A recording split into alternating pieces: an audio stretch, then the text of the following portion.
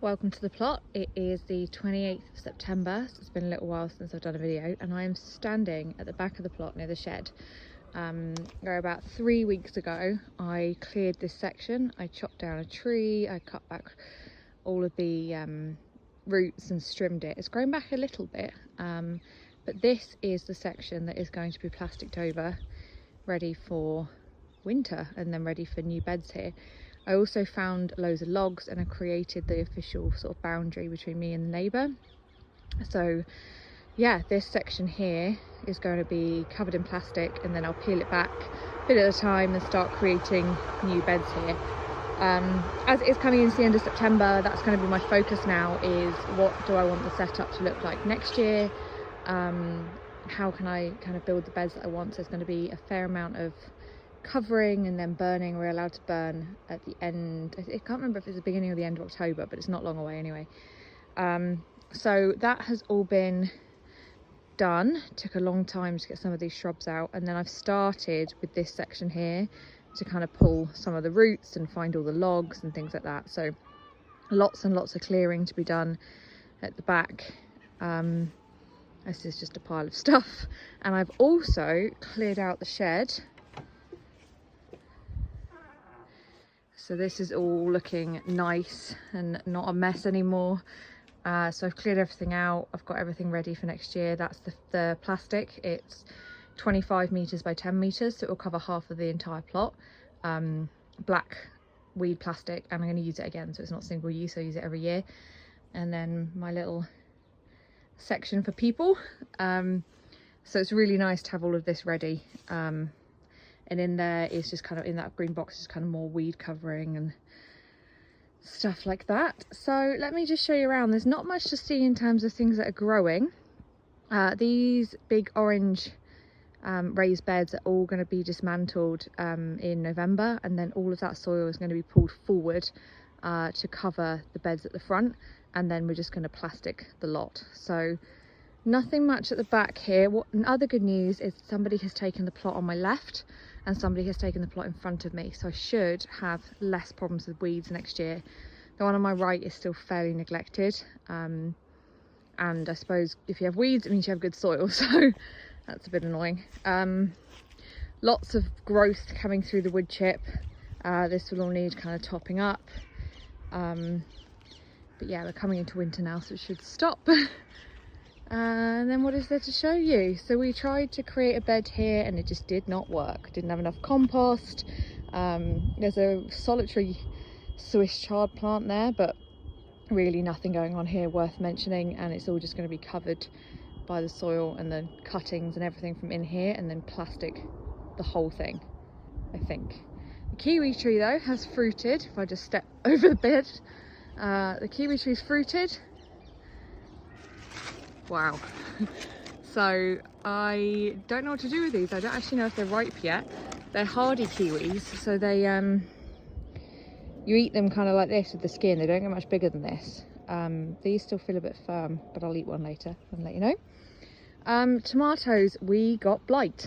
I picked them all. I've chopped most of the plants back. I need to dismantle all of these. I got in the end about 7 kilos of tomatoes from the day that they got blight, and then most of them are either frozen or pureed or made into soup or made into sauce. The freezer is pretty stuffed. Over here, all just dying back. Gooseberry bush, blueberry bush. There's another Swiss chard plant here. These are my Christmas potatoes. They're not really Christmas, they're probably going to be ready in a few weeks. They've just started flowering. So these are Maris pears. There are 17 plants here. Looking a bit messy, but there should be some great potatoes in there. Potatoes do really well here. They're so easy to grow. The infamous courgette still hasn't stopped.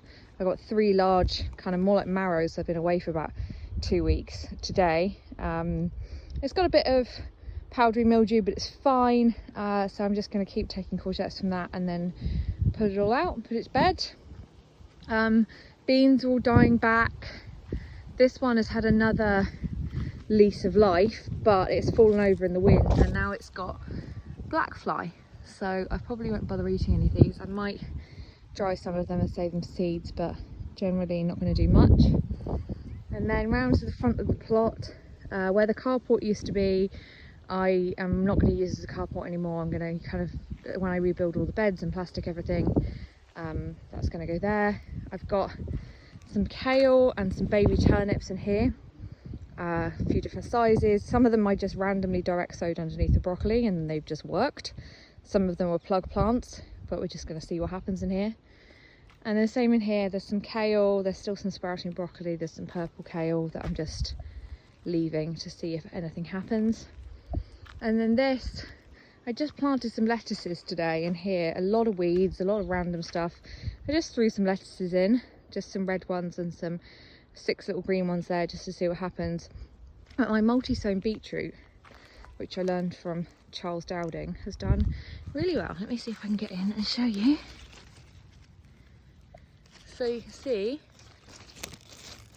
the beetroot coming through, multi-sown, so you should get, each of these clumps should get sort of 3 beetroots in.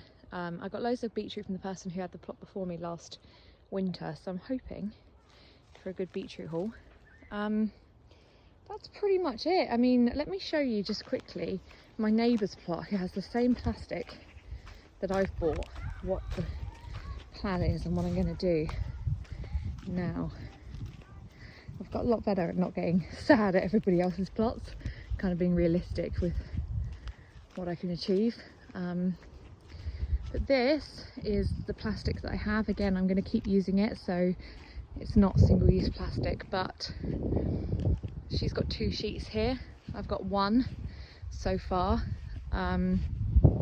So I'm basically going to do this to everything except the wood chip paths and the seating area, and then just leave it, and then bit by bit I will peel it back, dig out any stubborn roots and create my beds. I'm going to do raised beds, even though they're really annoying for slugs and snails. I just think there's going to be neater, considering if I could get down here every day I might not do sides, but because I can't get down here every day and then the weeds happen, I think I'd rather it looking neat. And that is my other neighbour's kale, which looks so much better than my kale, but again, you know, we're not being sad about it. He's been allotmenting for 30 years, so so this is what it's going to look like when at the end of November, when Graham has some time away from golf and we can do the plastic together and dismantle everything and stuff like that. Yeah, lots of inspiration rather than sadness from my neighbour's plots, I think. So, oh, you can just see the back end of a fox running away. So yeah, this is again back to the front of mine. So that's the focus. Maybe a few winter veg in the potatoes and the kale and the lettuces if they have time before the frost. But it's still about 18 degrees here and it's just gone 6. So I do think we might have time, but you never know. So that's where we are at the end of September. Sun is setting, metaphorically and figuratively as well as literally. And yeah, looking forward to having a clean slate, plasticking it all over, creating the new layout, starting again and seeing what we can do next year. So but I'm really, really proud of everything I've achieved so far. Just an opportunity to get neater and get even better.